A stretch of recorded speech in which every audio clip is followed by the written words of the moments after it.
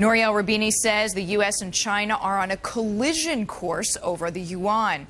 The economist made the comments in a note to clients this morning. Roubini says that investors are underestimating the consequences of a conflict over the yuan. He said there's a 50% chance the U.S. government will label China a currency manipulator. Some members of Congress have talked about sanctions on China if the country doesn't let the yuan get stronger.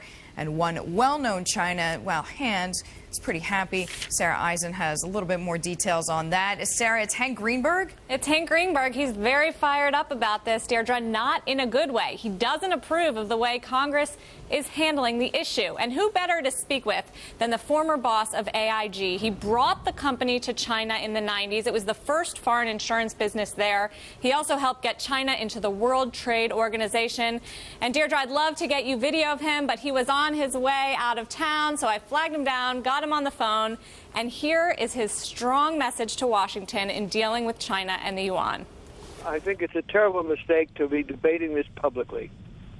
Diplomacy is the only way to resolve it, and quiet diplomacy, not public diplomacy. And he says senators here are just looking for publicity in their own states and that the exchange rate issue is not major. In fact, he says it's going down a blind alley, and dealing with it by slapping tariffs on Chinese imports, definitely not the solution. Trade wars, protectionism is a pox on everybody's house. I hope we have enough common sense and maturity to avoid that kind of emotional response.